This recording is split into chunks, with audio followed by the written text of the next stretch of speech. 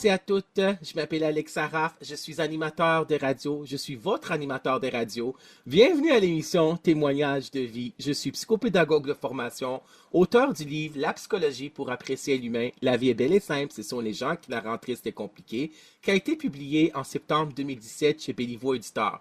Je suis aussi conférencier et on peut me retrouver sur Facebook, LinkedIn et YouTube. Aujourd'hui, j'ai le grand plaisir de recevoir Luc Vigneault. Bonjour Luc Vigneault.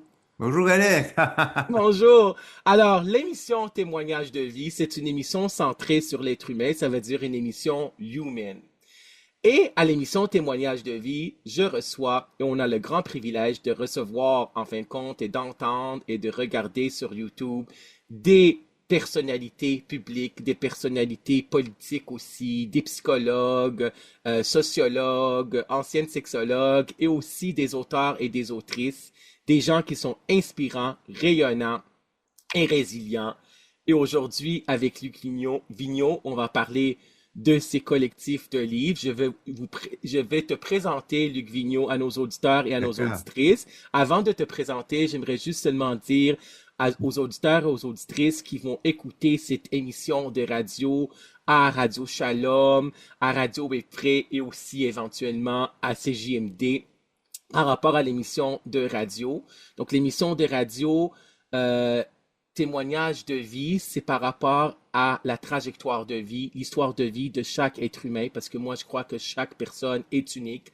Moi je crois à la mosaïque humaine, c'est ce que j'ai écrit dans mon livre, puis qu'il faut accepter la personne telle qu'elle est, avec ses limites, ses forces, son caractère, son tempérament, etc. Donc, vous pouvez me rejoindre sur Facebook, Alex Saraf écrivain, sur LinkedIn aussi, et ceux qui vont regarder cette vidéo sur YouTube, sur la chaîne YouTube Alex Saraf, auteur, animateur de radio, conférencier, puis je vous invite à vous abonner à la chaîne YouTube Alex Saraf, auteur, animateur de radio, conférencier, et mon courriel pour me rejoindre, c'est Alex Saraf, A-L-E-X, S-A-R-R-A-F, 341 arobase gmail.com. Donc, Luc Vigneault, je vais te présenter à nos auditeurs et à nos auditrices et ceux et celles qui vont regarder cette vidéo sur la chaîne YouTube et sur YouTube en fin de compte, là, LinkedIn et Facebook.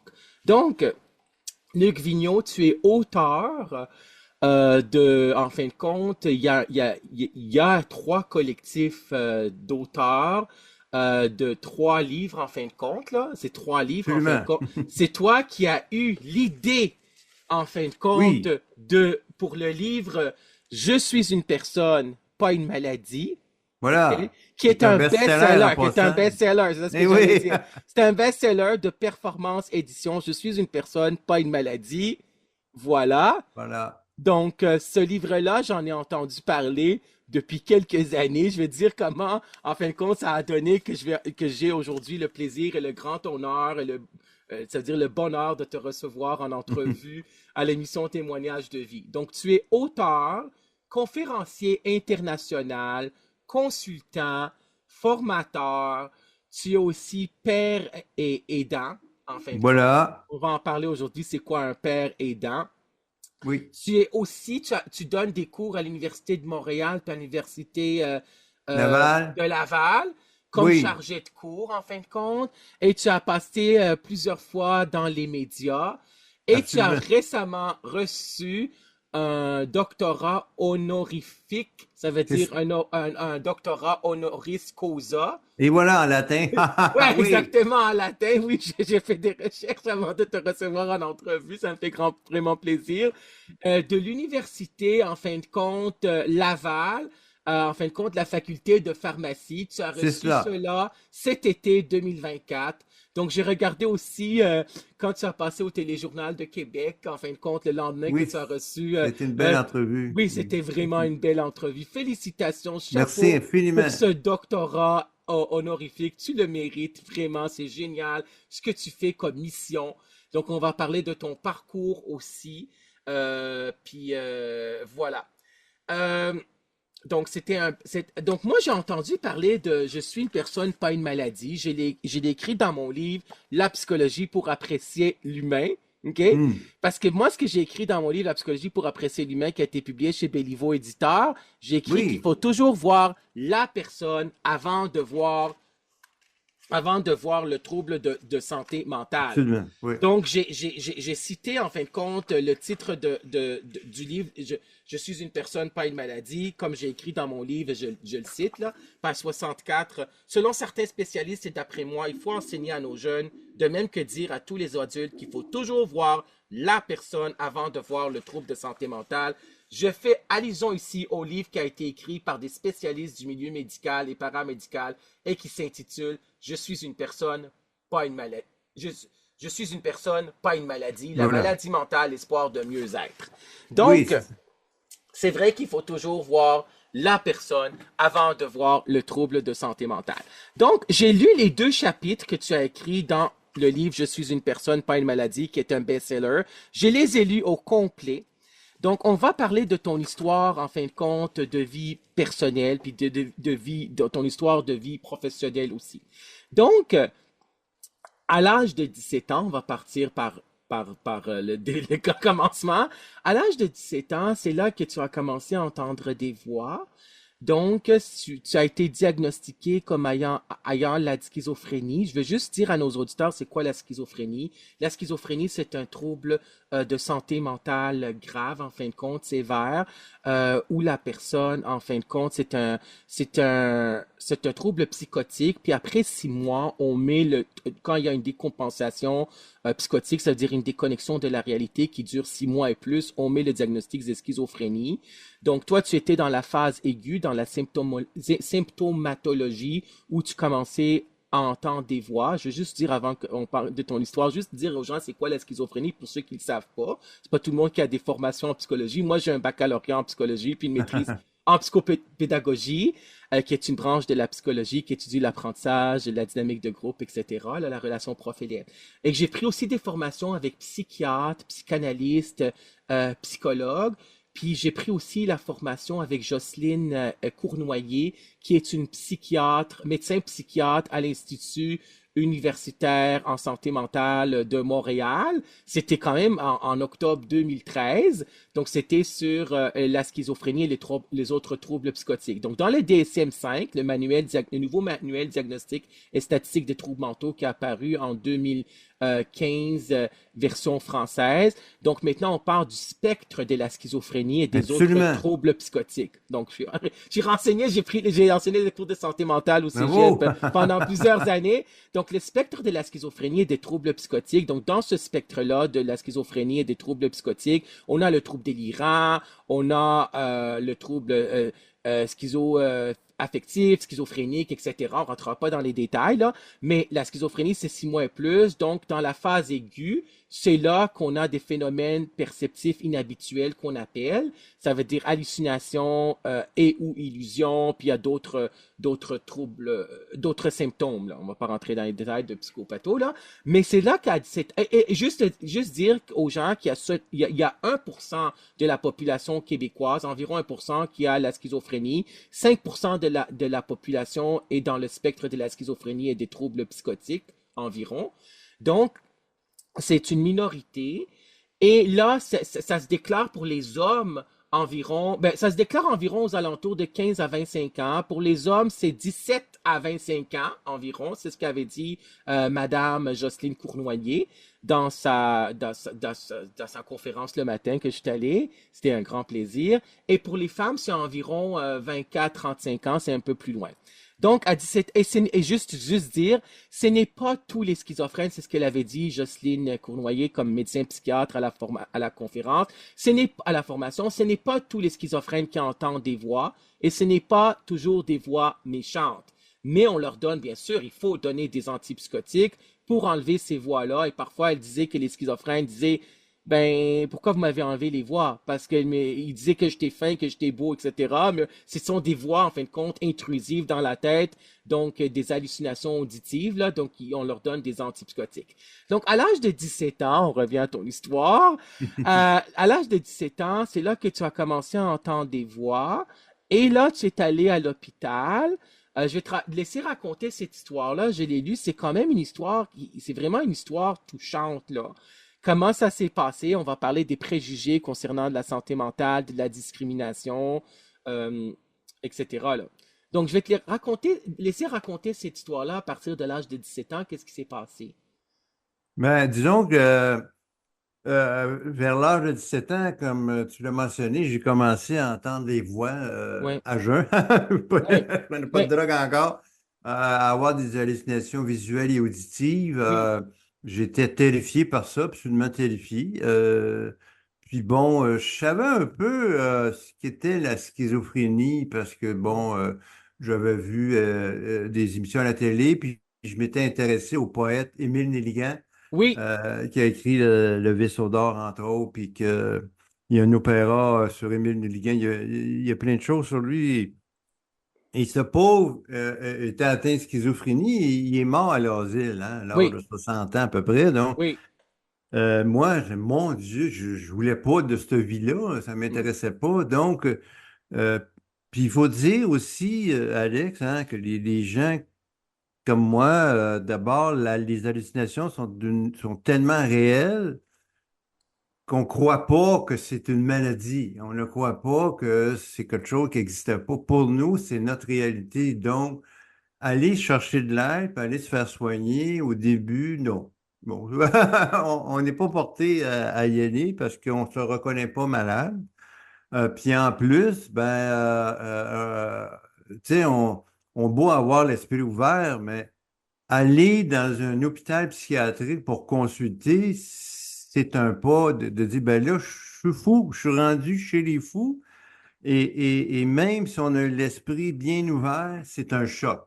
Hein? Oui, C'est un choc. Donc j'ai été consulté un peu dans des médecins de famille, sans parler des voix, parce que j'avais peur mm, de ce qui pouvait m'arriver. Fait qu'on m'a plus ou moins bien traité. Bref, oui, oui, et c'est là qu'après ça, la drogue est arrivée. C'est là que j'ai oui, commencé à consommer des... Et là, et ça l'a exacerbé les troubles mentaux, ça l'a amplifié les troubles mentaux.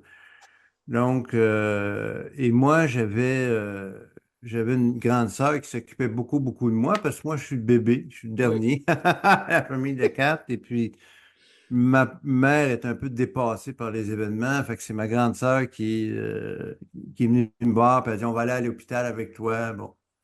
Fait que je l'ai suivie, puis moi, je viens de Montréal, donc je viens de Montréal, mais j'habitais dans l'est de Montréal.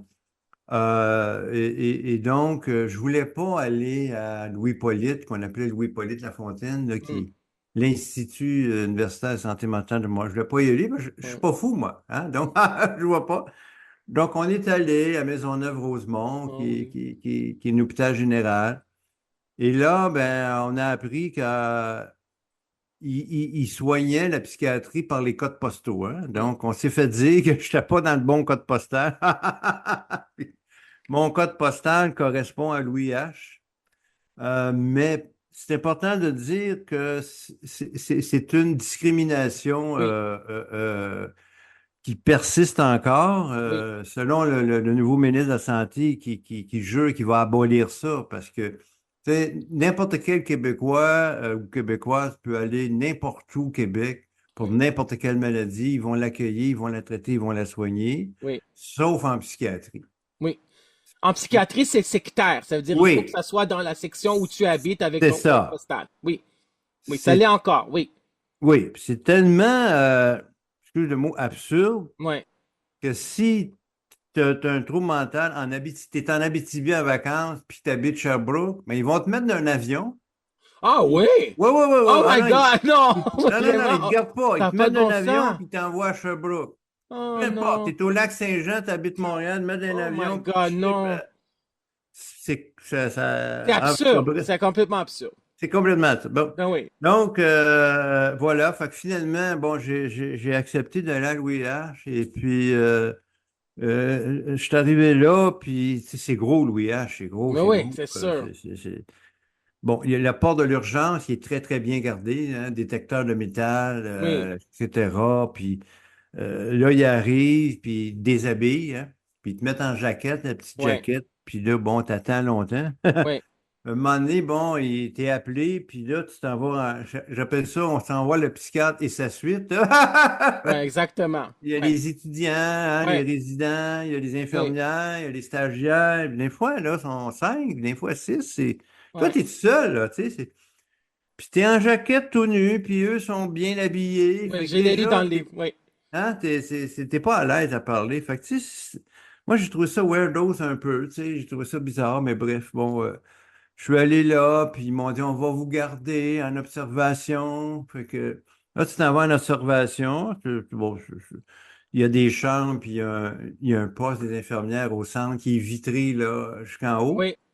Puis nous, les patients, on appelle ça l'aquarium. Ah oui, ok, l'aquarium, oui, je L'aquarium. comprends. Ouais, Euh, avec la vitre, ben oui, je comprends. oh, oh, ouais, partout dans le monde, tu sais, je fais des Puis colloques puis que les internationaux. gens regardent comme si c'était un aquarium, c'est qui est Ouais, derrière, ouais, en ouais, fin de c'est compte, ça. la vitre. Oui, je comprends. C'est Oui, ça. Donc, et monnaie, bon, l'aquarium t'appelle, puis là, il y a une petite fenêtre qui s'ouvre, là, puis il glisse un pot de pilule. Bon, puis c'est oui, toujours, prenez ça, c'est bon pour vous. Alors, j'ai pris, évidemment, je suis allé, j'étais knocké avec ce qu'il m'avait donné, puis bon, fait que le lendemain, le, len- le lendemain, ils sont venus me voir en disant, bon, vous étiez pas agité cette nuit, tout ça, bon.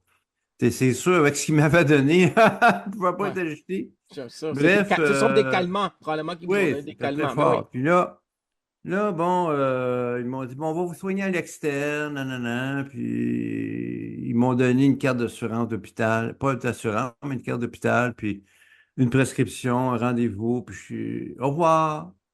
Là, j'ai appelé ma soeur, évidemment, puis oui, qu'est-ce qu'ils t'ont dit? Je m'en rappelle pas.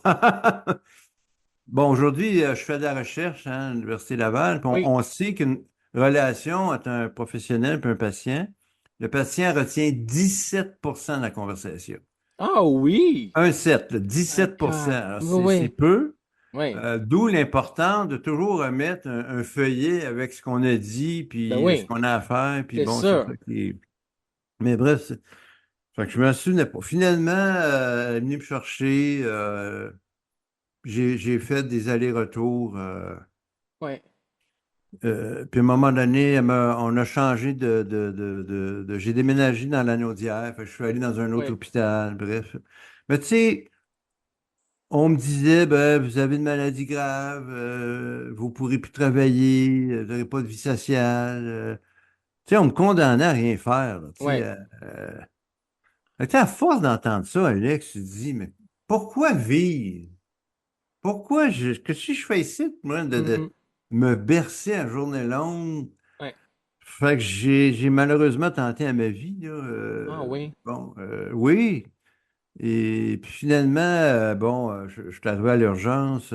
Ils m'ont soigné. Bon, ils m'ont remis sur pied. Puis ils ont réuni ma famille avec ma soeur, en fait. Puis ils Mm. ont dit textuellement à ma soeur, ben, votre frère, il est fini. Oui, ça, je l'ai lu dans le livre. Que Hein? c'était, Écoute, c'est c'est la, gros, là. il pensait que vous étiez comme les autres personnes qui ont souffrent de troubles de santé mentale graves, que vous étiez irrécupérable. C'est ça. Ouais. Ben, moi, non, j'ai dit à ma soeur, non, non. Puis elle a dit non, non. Fait que finalement, ils m'ont changé d'équipe. Oui. Hein? Et Oui. c'est là que j'ai connu l'approche rétablissement. Oui. Donc, les gens, Oméga. ouais, Ah, c'est ça. du bon monde, tu sais, Oui. puis un peu exactement comme toi aussi, comme thérapeute, là, c'est la personne d'abord. Psychopédagogue, comme Ouais, psychopédagogue. ouais, Oui. ouais, ouais, les psychopédagogues, Oui. là, je suis arrivé là, puis ils ont parlé avec moi de Oui. tout et de rien, sans jamais prononcer le mot maladie mentale, sans jamais prononcer le mot pilule, Oui. sans jamais prononcer le mot symptômes. Une discussion entre adultes de choses qui m'intéressent, ce qui fait que ça a quand même duré une bonne heure. Oui. Et avant mes rencontres avec les professionnels, c'était 10 minutes, là. Tu sais, Oui. prenez-vous vos pilules, entendez-vous des voix. Mais Oui. eux, non. Eux, c'était bon. En fait, ce qu'ils faisaient, Alex, ils étaient en train de créer un lien de confiance. Oui, le lien thérapeutique. Mais oui. Voilà, un lien thérapeutique, le lien de confiance. oui, c'est la règle numéro un dans toute oui, relation d'aide, c'est de créer ce oui. lien-là. L'alliance thérapeutique, c'est sûr. Ben oui, Ça donne rien d'expliquer de long à large des trucs, les gens sont pas réceptifs, donc. oui, Fait que ça a pris quand même quelques rencontres. oui, Un coup qu'on a senti qu'on était bien dans le lien thérapeutique, mais on a commencé un peu à parler pas de maladie, mais d'inconfort, tu sais, de mal-être, de souffrance, etc. Puis, et ça, bon, j'étais plus enclin à parler. oui, D'ailleurs, tu sais, une parenthèse, j'étais par aidant à la Clinique des premières psychoses à Québec. Et jamais qu'on leur parle de maladie aux jeunes. c'est ça. Parce qu'ils vont se pousser en courant, je les comprends, tu sais. Oui, Ça donne rien de leur entrer de force dans la gorge les mots que les scientifiques donnent à ton problème. oui, Donc, on parle plus vraiment de mal-être, d'inconfort, puis de projet de vie. Hein. oui, Qu'est-ce que tu veux oui, faire dans la vie? oui, C'est quoi tes passions? C'est quoi t'aimes? On va commencer par ça. Puis là, tu sais, ils m'ont expliqué ici, là, on soigne pas des symptômes, on soigne pas des maladies, on accompagne les personnes vers un mieux-être, vers... Puis tu sais, le projet de vie, c'est... Dieu sait que j'en ai entendu. J'ai jamais entendu des choses farfelues, là, des châteaux en Espagne. Là. Les oui, gens, ce qu'ils veulent, Alex, bon, oui, un chum, une blonde, hein, un char, oui, un logement, un travail. oui, C'est ça que les gens veulent. Comme n'importe qui, là, oui, finalement. Bon. Ou ça peut être, ben moi, je retourne à l'école, moi, je reprends le contact avec mes parents, je veux apprendre à dessiner, des trucs comme ça. Fait qu'on part de besoins comme ça et on accompagne les gens. oui, Puis si au hasard, il y a un symptôme qui nuit à l'atteinte de l'objectif, mais là, on va s'en occuper. oui, Autrement, parce que là, tu sais, on est plus réceptif. Fait que bref, moi, moi, je suis quelqu'un qui aime la politique. Je m'intéresse à la politique. Fait que, tu oui. sais, j'avais dit comme ça, je veux être député, mais après ça, j'ai Oui, je changé l'ai lu d'idée. dans le livre, oui, Ouais, ouais, ouais, ouais. Après ça, tiens, j'aimerais ça être conseiller politique. Ah, oui, OK. Fait que, ils ont dit, ben, pour être conseiller politique, ben, faut que tu t'intéresses à la politique. Fait que, tu sais, il y a des éducateurs et éducatrices spécialisés qui m'ont accompagné dans des assemblées politiques. oui, Qui m'ont fait rencontrer du monde. Tu sais. Puis après ça, tu sais, comme je le dis dans mon livre, j'ai dit pourquoi les gens me fuient? Mais c'est parce que tu sens mauvais, tu sais, je me lavais pas. oui. J'ai Problème commencé à... d'hy- problème d'hygiène que les Oui, schizophrènes peuvent avoir. Ben oui, c'est sûr. oui. Et là, me laver m'apporte un gain, Oui, m'apporte des relations. Fait que quand ça fait sens pour nous, ben, on commençait à se laver avant. Pourquoi je me laverais oui, si ma vie est finie, s'il n'y a rien à faire, oui, etc.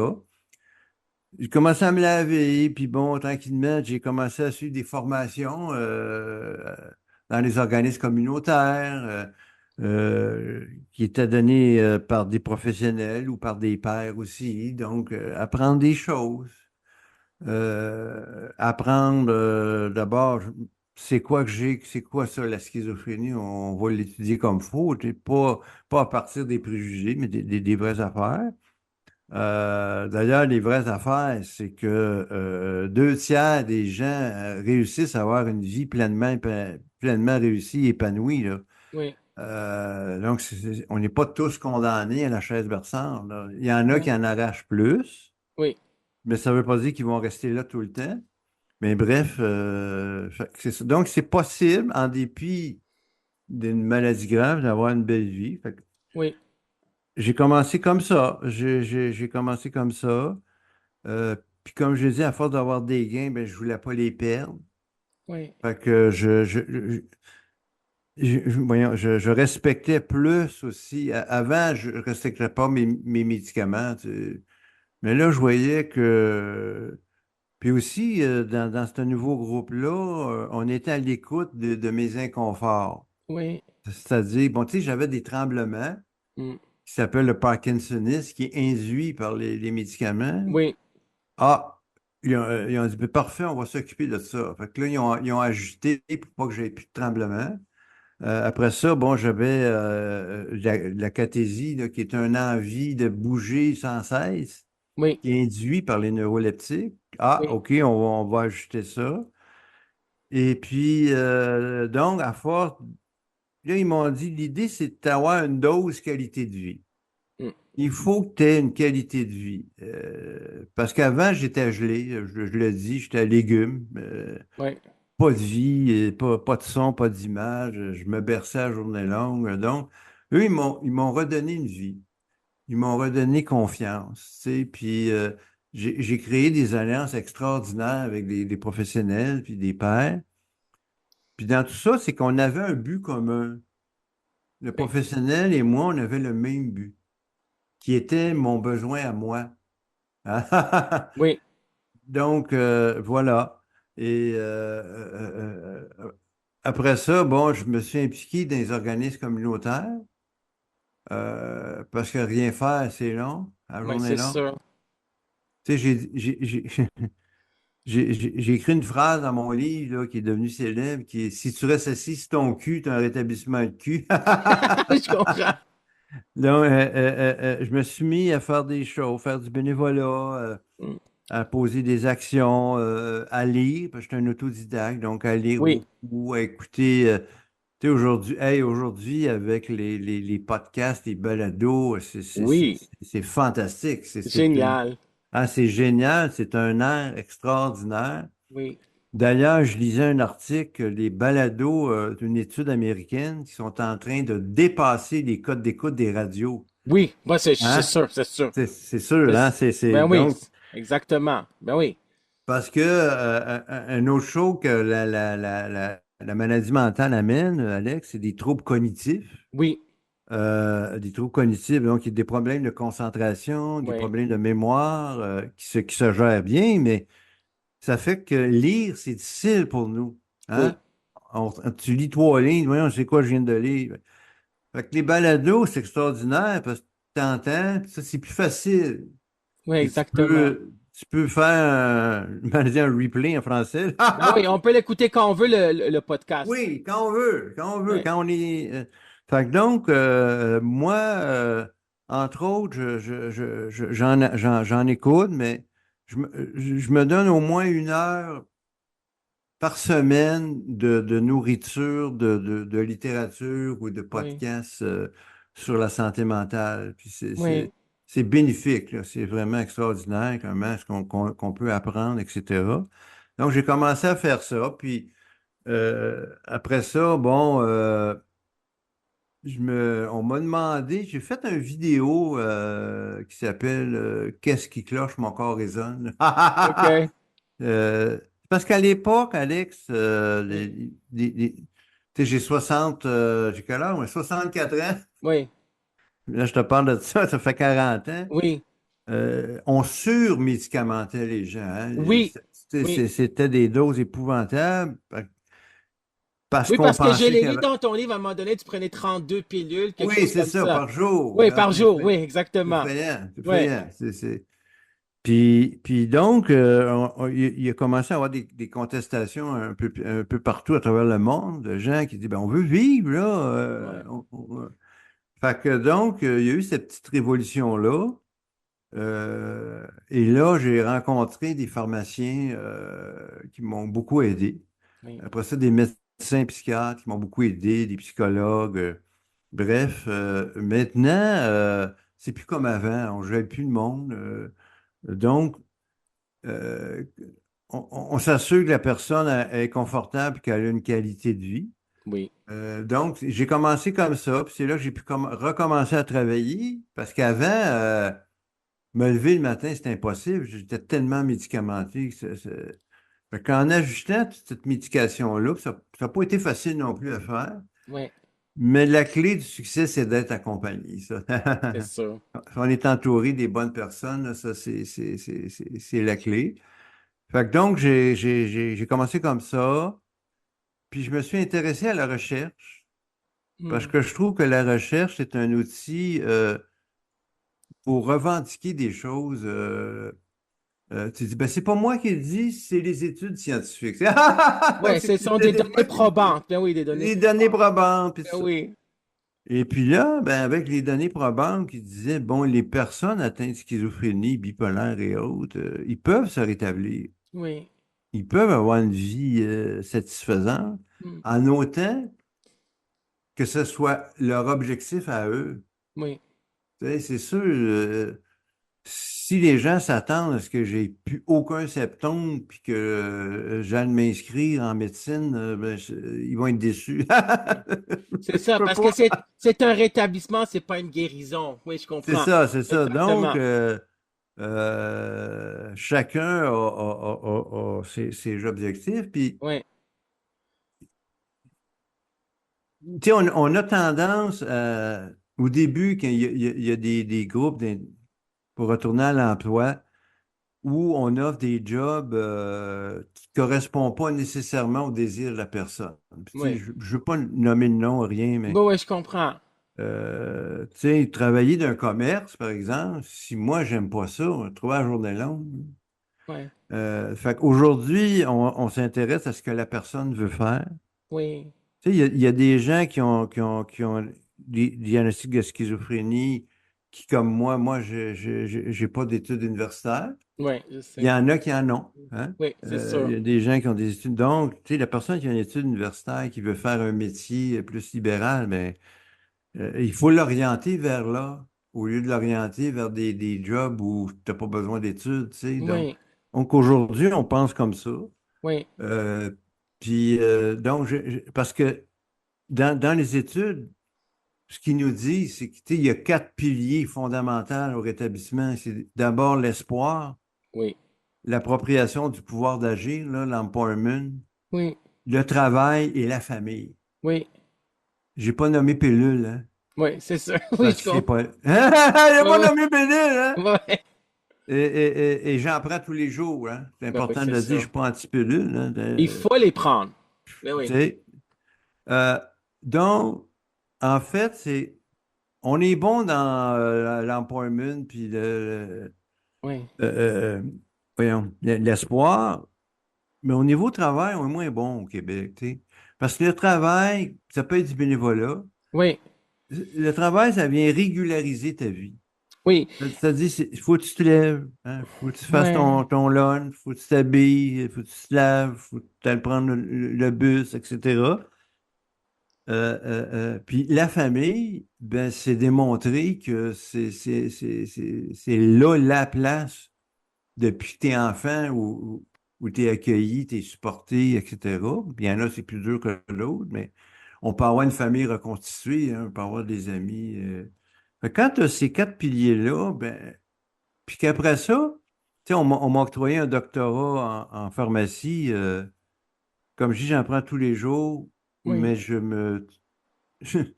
je m'époumonne à dire la médication, elle prend trop de place en psychiatrie. mm, Elle est sur un piédestal, il faut la remettre à sa place. oui, La remettre à sa place, c'est que c'est un outil. oui, C'est pas un but dans la vie. Prendre c'est pas le but. oui, je comprends. C'est un outil Oui, comme le logement social est un outil, comme oui, la famille, comme l'accompagnement. Donc, quand tu la mets à sa place, oui, et il faut enlever, je vais dire un mot qui va peut-être déplaire, là, mais il faut sortir de la tyrannie, de mm, la fidélisation au traitement. oui, je comprends. C'est une tyrannie qui est néfaste pour les Mm, personnes parce que l'être humain, euh, euh, mais, tu sais, les gens qui ont une greffe de cœur, après 30 jours, ils commencent à pas prendre leur pilule, oui, alors qu'ils vont en mourir parce que l'être humain, il est fait comme ça. mm, Donc, au lieu de taper sur la tête des gens parce que tu n'as pas pris ta pilule, il faut leur dire combien de fois par semaine tu peux l'oublier, toi? oui, Ah, moi, il y en a c'est zéro, il y en a c'est deux, il y en a c'est un. Mais à partir de là, il faut leur expliquer quoi faire. Si tu as oublié, puis tu t'en rends compte 6 heures après ou à l'autre dose, faut pas que tu prennes double dose parce que tu vas oui, dormir. Donc, il faut expliquer quoi faire.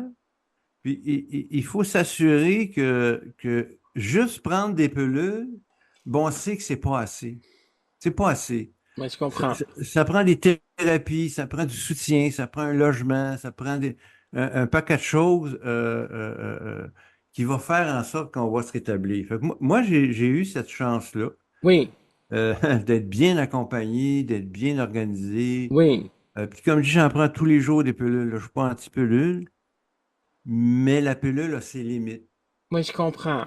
Donc, et souvent, des fois, je donne des conférences auprès des proches. Hein, les proches, ils fondent un espoir en la médication, Oui, puis ils sont tellement déçus, évidemment. Tu sais, on leur fait croire, on entend souvent la pilule miracle, mais elle n'existe pas, la pilule miracle. Donc, fait que voilà, tu sais, c'est ça. oui, Donc, je me suis développé un programme, moi, d'autogestion de ma santé mentale. OK? oui, Tu sais, par exemple, je vais me faire une liste de pourquoi je suis bien. Tu sais, par exemple, ça peut être, bon, on parlait de médicaments, je prends mes médicaments, je fais mes lectures, je vais prendre mes marches, etc. Puis après ça, je me tresse une liste de mes signes avant-coureurs, ma santé mentale se détériore. oui. Et ça, On je en a, l'ai lu dans le livre, ouais, là. on Ça, je en a l'ai lu dans le tous. livre, tu as Oui, cinq étapes, là. Oui, c'est ça. Donc, les signes, ça peut être bonne négligence d'hygiène corporelle, ça peut être je dors beaucoup, je dors moins, oui, ça peut être le retrait social, etc. Donc, quand je m'aperçois de ça, ben, j'ai fait une liste de moyens pour revenir, parce qu'on en a tous des moyens pour revenir, on a tous des forces en soi. Puis en plus, j'ai des gens près de moi que j'ai appelés mes garde-fous. Hein. oui, Donc, des gens qui vont me dire, Luc, on a remarqué que tu négliges ton hygiène corporelle. Ah ouais? Fait que donc, il y a sûrement quelque chose qui ne va pas. Puis à partir de là, ben, j'essaie de revenir, de regarder ce que j'ai arrêté de faire.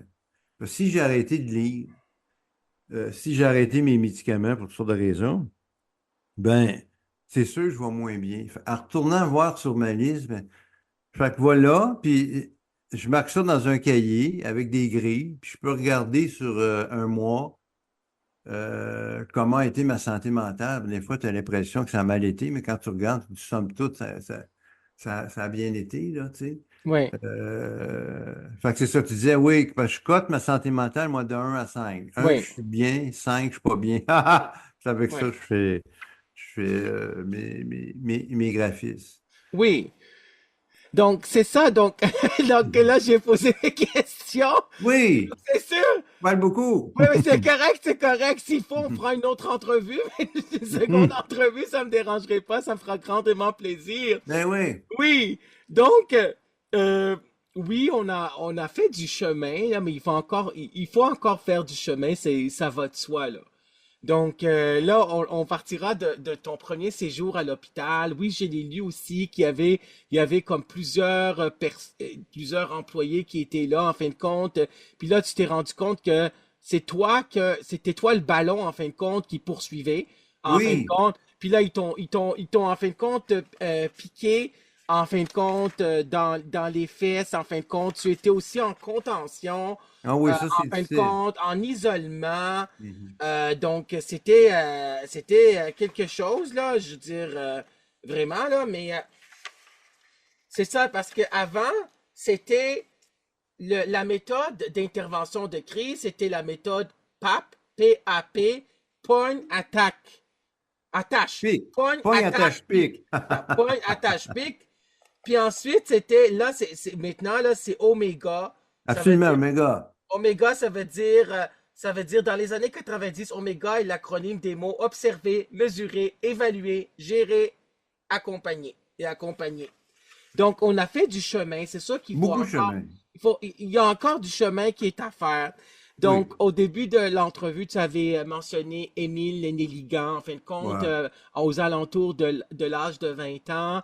Il a été diagnostiqué comme étant schizophrène, puis il était dans un asile psychiatrique, en fin de compte, jusqu'à sa mort, environ vers l'âge de 60 ans, comme tu avais dit.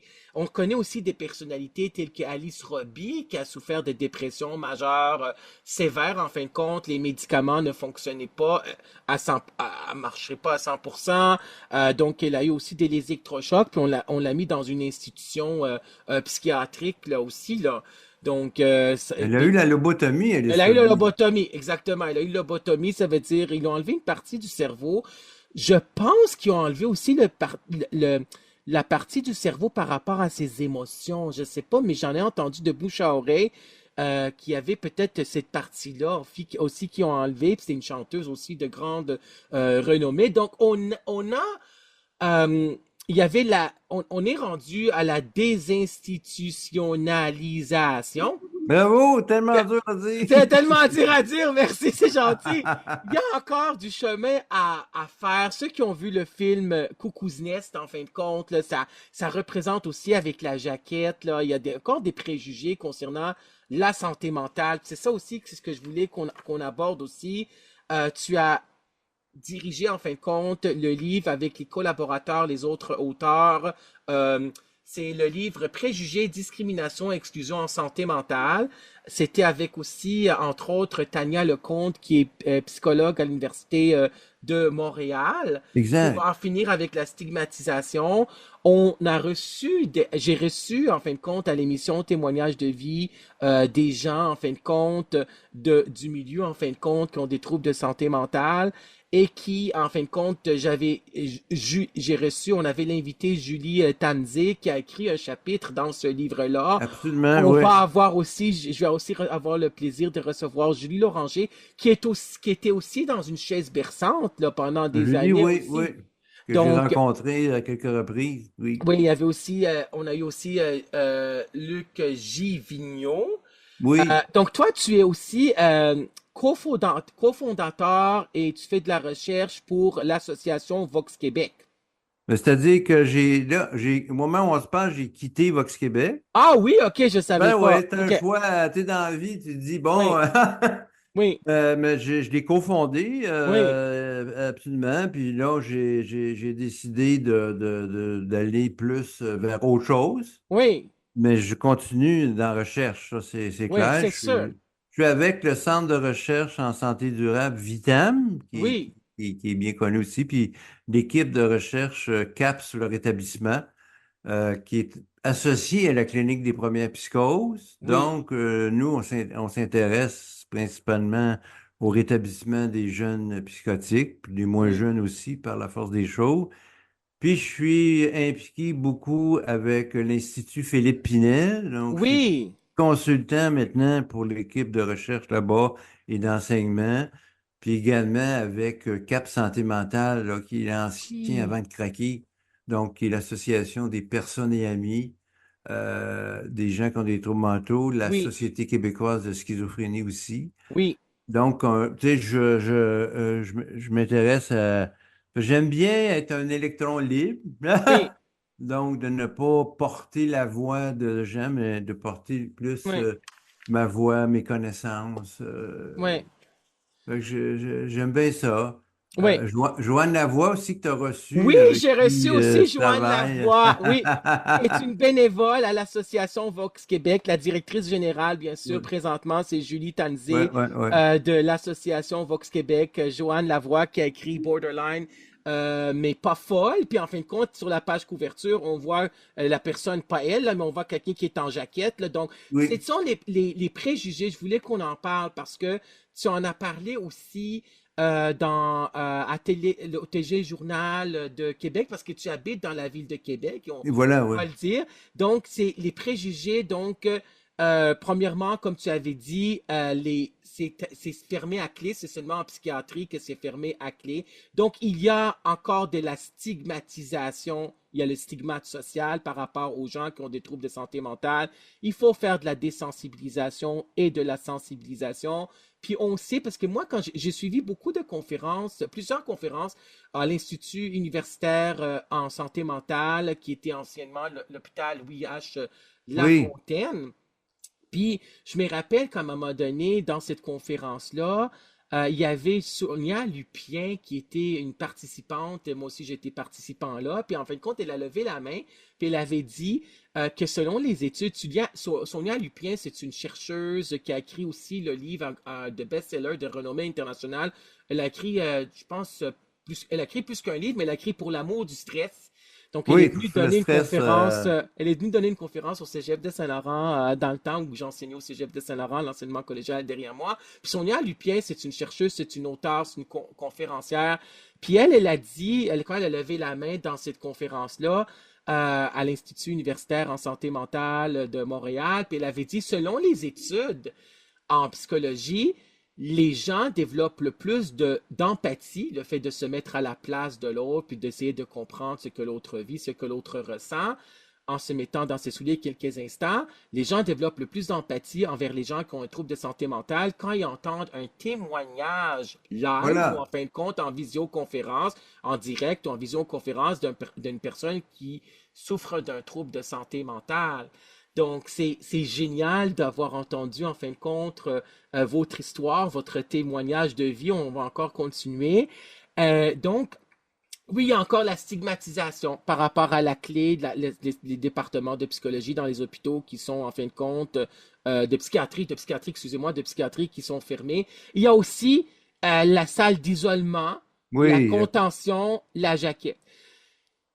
Est-ce que ça va rester? Qu'est-ce qu'il y en est au niveau politique, au niveau des institutions? Selon vous, c'est quoi votre opinion personnelle et professionnelle? Est-ce qu'on est dans la voie que ça va disparaître à un moment donné? Qu'est-ce qu'il Oui. faudrait faire pour que ça disparaisse? Comment on Mais va d'a- faire ça? mais d'abord, l'Organisation mondiale de la santé demande d'arrêter ça. OK. Ils ont Euh, dit que c'était en fin de compte de la torture, là. C'est ça. ouais, ils considèrent que c'est de la torture parce que, d'ailleurs, même l'Ordre des infirmières et infirmiers du Québec aussi, Oui. parce que ça a un effet thérapeutique de zéro, Oui. hein, ça donne rien, mais ça a des effets négatifs, c'est que ça induit un traumatisme. Oui. Ça induit un traumatisme à la personne qui subit, mais aussi au personnel qui attache le patient sur le lit. Eux, ils en ressortent traumatisés aussi. Oui. Donc, ça coûte cher au système de traiter le traumatisme de tout ce monde-là. Fait qu'il faut arrêter ça. Oui. Puis, il faut aller vers ça. Maintenant, il y a ce qu'on appelle des salles multisensorielles. C'est-à-dire, avant la crise, on demande à la personne, toi, quand tu es en crise, qu'est-ce qui te fait du bien? Ben, moi, c'est d'écouter du rock. Ben, quand on le met en isolement, on te fait entendre du rock, tu sais, Oui. ça fonctionne. Tu sais, Oui. moi, j'aime ça gratter ma guitare, mais on lui permet de gratter sa guitare. D'autres, c'est lire, d'autres, c'est... Oui. Mais les salles d'isolement bêtes, là, avec des murs blancs, puis un lit avec une contention, c'est terminé, ça. Ça n'a plus sa place. Oui. Il faudrait que ça soit terminé. Oui, je Ah comprends. oui, mais Parce, malheureusement, il en reste ouais. encore. Il en Parce reste que encore.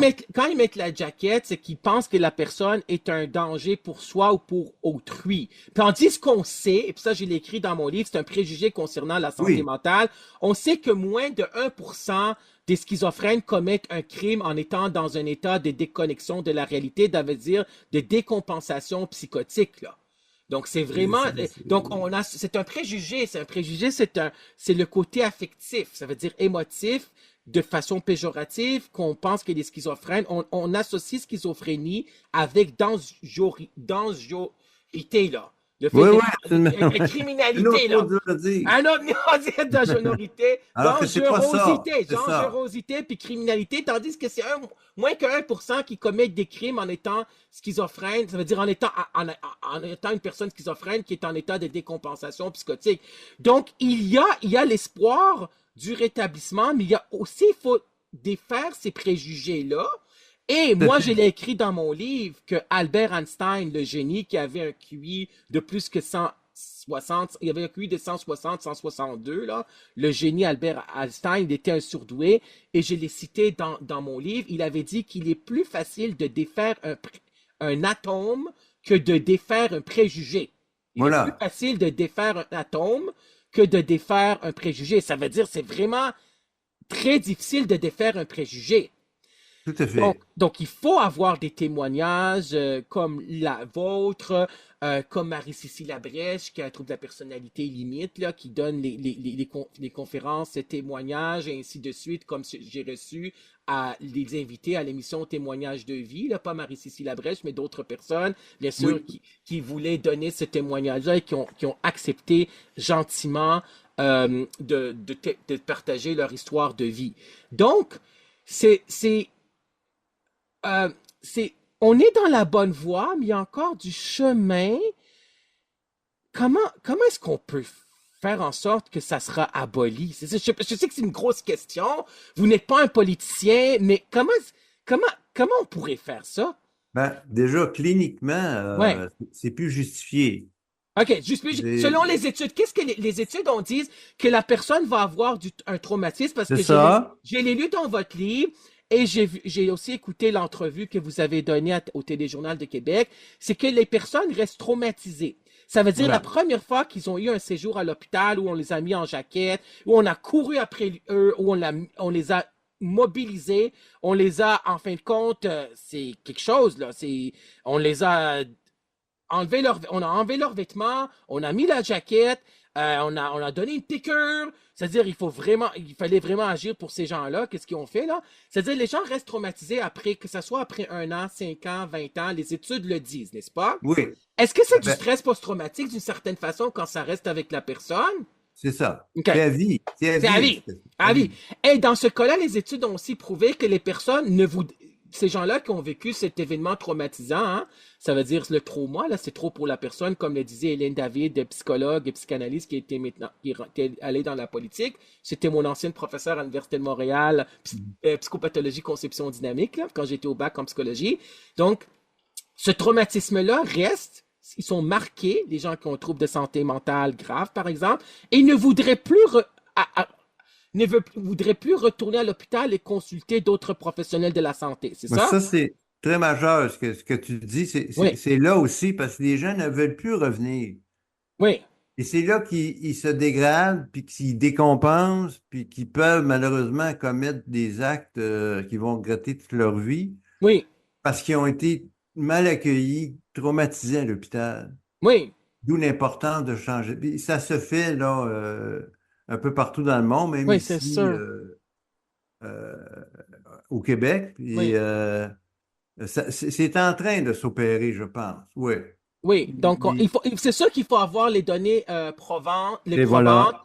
et vous faites de la recherche par rapport à cela.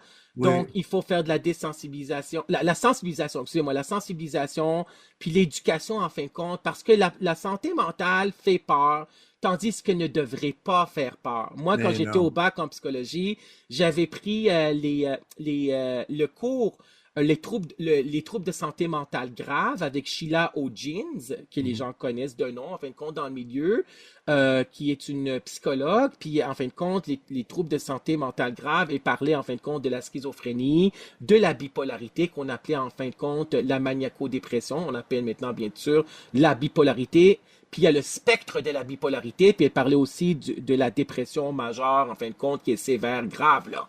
Vraiment, comme les gens qui, quand il pleut dehors, ils pensent que c'est de Oui. leur faute, vraiment, que Ah c'est ouais. vraiment dépression majeure. Donc, c'est sûr que il y a encore du chemin qui est à faire. Je vais juste faire une pause, OK? Attends une seconde. Oui. OK, parfait.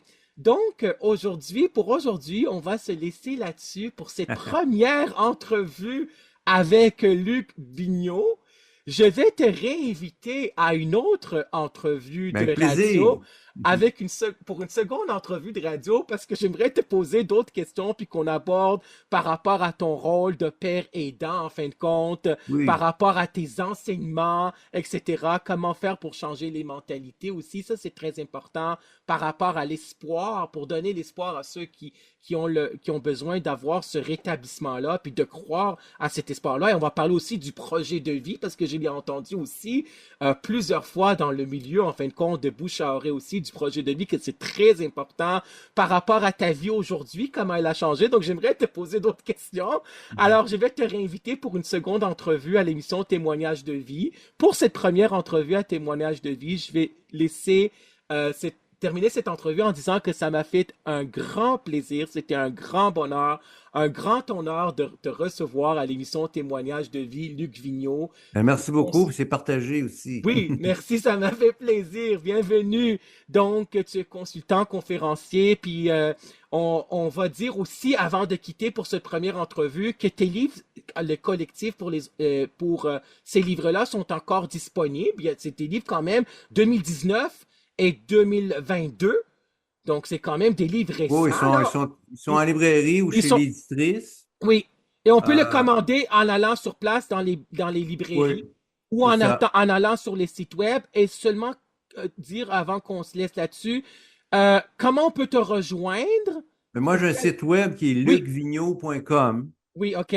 lucvigneault.com. Oui, Puis dessus, vous pouvez communiquer avec moi. oui, Ou mon courriel, c'est luc@lucvigneault.com. parfait. Et on peut te rejoindre sur quels réseaux sociaux?